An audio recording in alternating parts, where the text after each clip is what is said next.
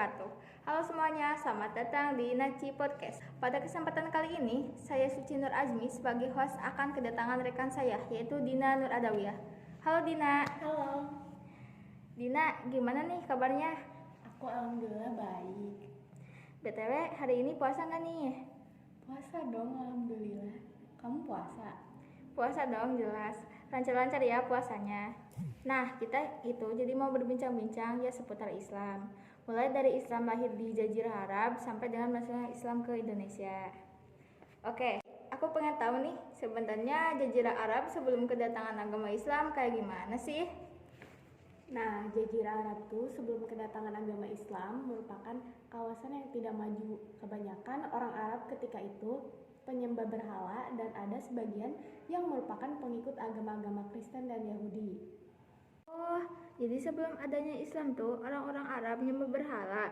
Terus gimana awalnya orang Arab mulai memeluk agama Islam? Nah, agama Islam ini sebenarnya bukan lahir sejak diutusnya Nabi Muhammad SAW, tapi sebenarnya udah dimulai sejak diutusnya manusia pertama di muka bumi, yaitu Nabi Adam alaihissalam.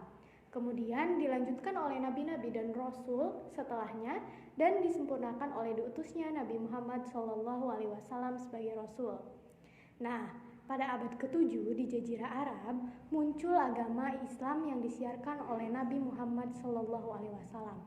Islam tumbuh di kawasan Arab bagian tengah. Masa sebelum Islam ini ditandai dengan ketidakpastian sehingga sering disebut dengan zaman jahiliyah atau masa kegelapan. Sejak kelahirannya, Islam berkembang di seluruh pelosok dunia. Saat berusia 40 tahun, Muhammad yang sedang menyendiri di sebuah gua di Bukit Hiro, kawasan Mekah Utara, didatangi oleh malaikat Jibril yang mewahyukan pengangkatannya sebagai utusan Allah Subhanahu wa taala.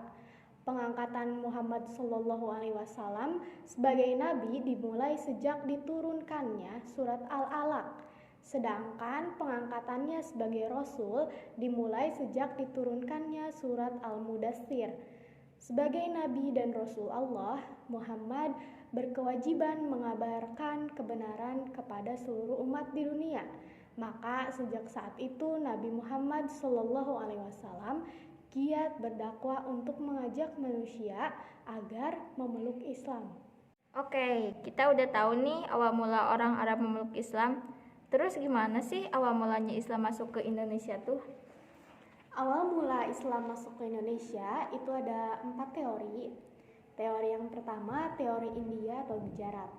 Teori ini dicetuskan oleh Trewes dan dikembangkan oleh Snook dan kawan-kawannya. Selain itu, teori ini juga diyakini oleh sejarawan Indonesia yaitu Sucipto Wirjosuprato. Teori India atau teori Gujarat adalah teori yang menyebutkan bahwa agama Islam masuk ke Indonesia melalui para pedagang dari India Muslim atau Gujarat yang berdagang di Nusantara pada abad ke-13.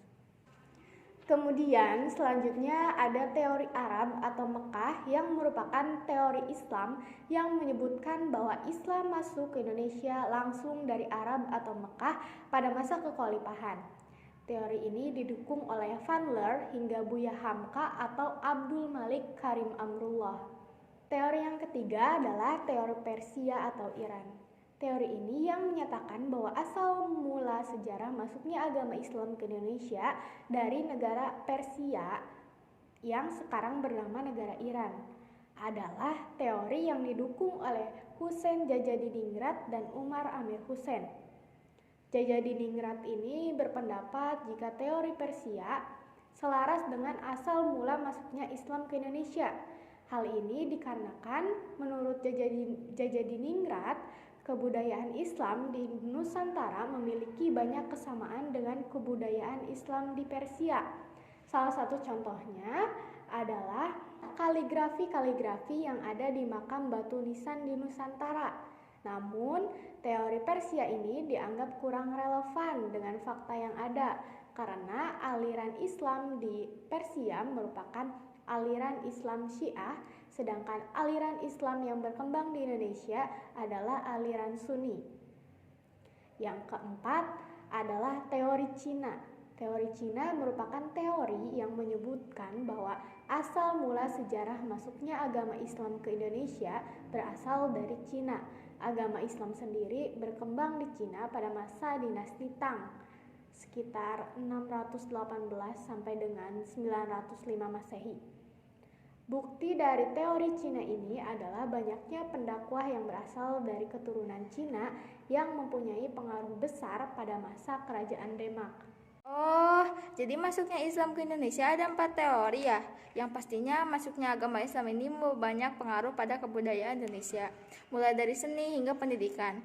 Oke, kayaknya udah cukup nih bincang-bincang kita hari ini seputar Islam. Terima kasih untuk yang sudah mendengarkan. Apabila ada kritik atau saran bisa ditulis di kolom komentar. Oke, see you guys. Thank you. Wassalamualaikum warahmatullahi wabarakatuh.